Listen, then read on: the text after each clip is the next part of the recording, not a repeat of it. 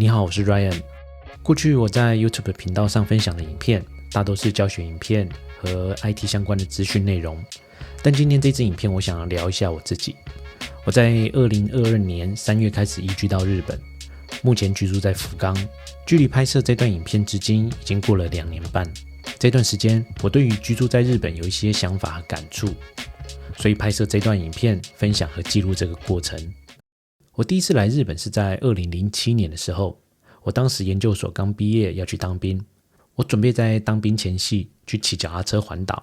那个时候蛮流行骑脚踏车环岛壮游的，我准备好购买一台新的脚踏车，也在网络上收集环岛的资讯。但是我当时也想来日本，看看这个我从小看漫画的发源地。我当时不管是资金还是时间都不足以同时满足我这2个愿望，所以我只能选择其中一项。我后来选择来日本，我想当初这个决定可能也是影响我多年后移居到日本的原因之一。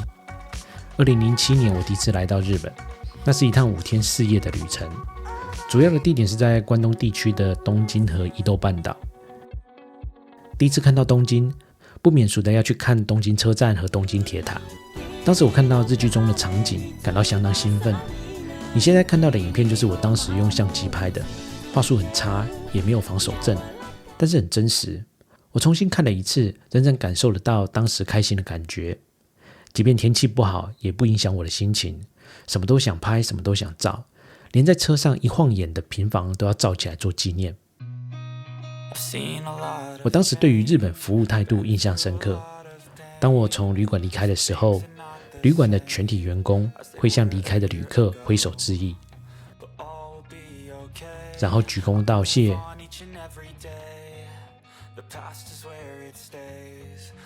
再缓缓起身。这对当时的我来说是蛮震撼的，即便是到现在，我还是对日本的服务态度感到相当钦佩。虽然这趟日本之行对我来说是很好的回忆，但老实说，我对于自己没有去骑脚踏车环岛这件事情，或多或少是有点失望的。不过当时这个决定也影响了我多年后来日本的选择。有些事现在不去做，以后就不会去做了。我对于这句话特别有感触，但不是正向的，因为大部分会讲这句话的人是有去做，但我是没去做。这么多年过去，我现在是不可能去骑脚踏车环岛。体力是一回事，但主要也是没那个心想再去做了。因为有这样的经验，让我知道有些事情当下不去做，以后就不会去做了。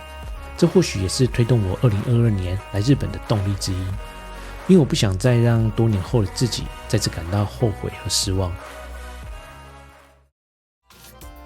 自从2007年到日本旅游后，我就爱上了日本的文化、风景、美食和有礼貌的日本人。我退伍后开始工作，即便生活忙碌，我1年也会到日本旅游1次。如果时间许可，有时候会到2次。每次旅游后都会想象，如果住在当地会是什么样的感觉。回到台湾后，就会上一些日本不动产的平台，查询当时旅游地点的房价。我发现日本的房子普遍来说都比台湾便宜很多。交通方面，用路人彼此互相礼让，开起车来的感觉舒适安全。作为行人过马路的时候，也会感受到车辆对于行人的尊重。在这几年不断的往返日本旅游过程中，也不断的增加自己对日本的好感。最终在2019年，也就是距离我第一次来日本后的第12年，我决定开始执行移居来日本的计划。但好景不长，2020年疫情爆发，所以一直延后到2022年才正式进入日本。过去我经常去日本不同的城市旅游，像是东京、大阪、京都。相较于这些城市，福冈既没有东京的繁华，也没有京都深厚的文化，但也因为这样，福冈的观光客和人口也比这几个大都市来的少，资源的竞争强度也比较不会这么高。但它的资源也不至于太匮乏，天神的闹区、博多车站附近的商圈都可以找到很多有趣的东西。福冈是一个可以安静居住，也有闹区可以找乐子的地方。它是一个动静皆宜的城市，这是我喜欢这个城市的原因。旅游是一时的，但居住是长期的。物价还是居住条件中很重要的考量之一。福冈的物价算是便宜的，东京房租1LDK 大概要10多万，福冈大概是8万或以下就可以租到了。市区的停车费用也比其他的大都市来的便宜，居住在这里的经济压力会小许多。我小时候是在乡下长大的，靠山也靠海。福冈是一个有山也有海的地方，周围还有数个大大小小的岛屿。春秋天除了赏花赏枫叶，还可以去露营，夏天有祭典和烟火，还可以到沙滩玩水。如果是喜欢户外大自然的话，福冈就是一个超大的游乐园。有车的话更好，还可以延伸到其他县市，游玩的范围又会更广更深入。丰富的大自然是我选择福冈的重要因素之一。动静皆宜的居住环境、物价水准和丰富的大自然，这3个优点是我当初选择居住在福冈的原因。从搬到日本至今，我仍然觉得福冈是一个很舒服的城市。没意外的话，我很希望能继续在这里住下去。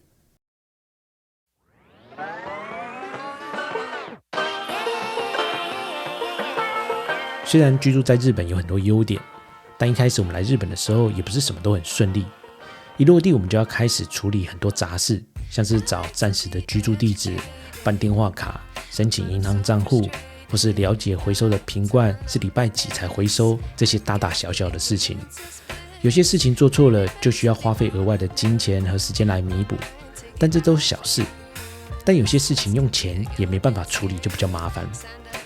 最近这几年，日本的银行防毒洗钱特别严格，银行对于外国人开设新账户这件事情很慎重。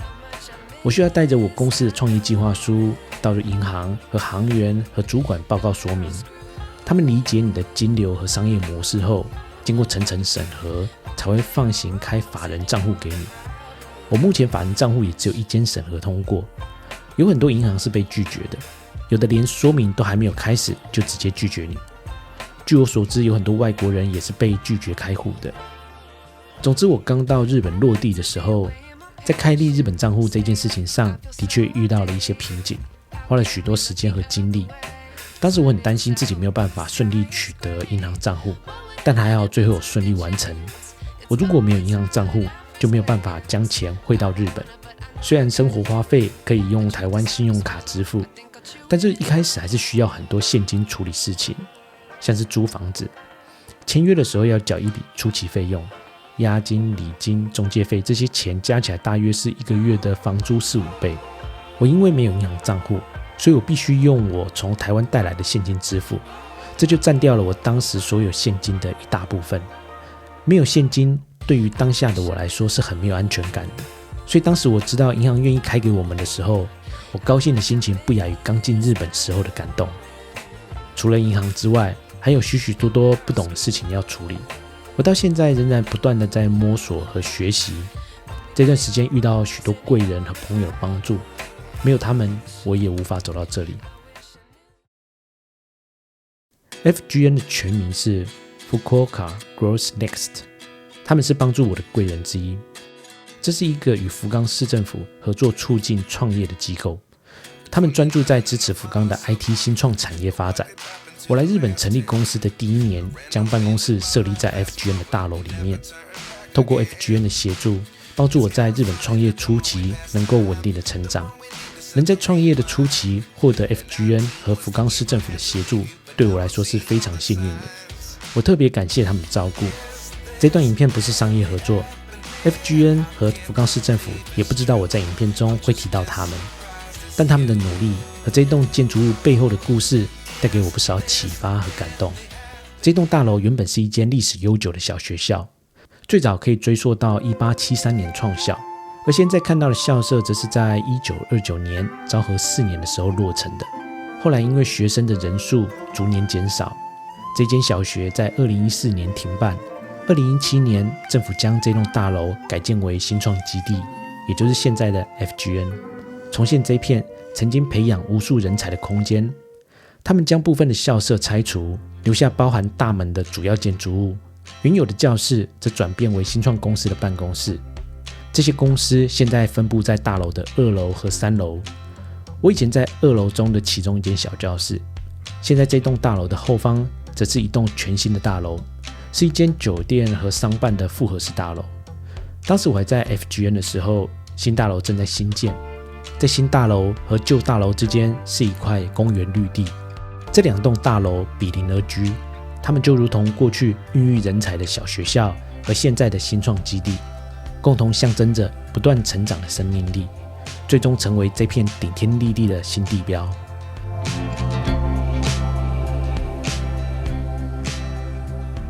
福冈市政府保留了小学校的记忆，还有活化旧大楼的土地方式，让这栋旧校舍成为新创基地。不仅承传了过去，也让福冈市这个城市持续成长。我觉得这是一个很美丽的都市计划。我在欣赏他们的都市计划过程中，也很庆幸自己能参与在其中。这个频道包含我其他社群，都是以程式语言为主。当时建立这个频道的时候，是希望用自己擅长的 coding 作为主要的教学内容。不过随着时间过去，我自己想要创作的内容还有想法也在改变，所以我想变更频道的主轴，掺杂一些我自己平常在日本生活的主题。这支影片就是希望借由我分享自己的经历，作为改变频道内容的开始。你也可以加入我的 IG 或其他社群，我会透过照片、影片分享一些日本生活中有趣的小细节，但我也仍然会持续分享科技领域的相关讯息。我和太太来日本后也不是一帆风顺，还是会遇到许多困难要克服。在我来到日本后，我完成阶段性的目标，但也是下一个阶段的起点。接下来的我不确定会走到哪里，能走到哪里，但愿我能享受这个过程，活在当下。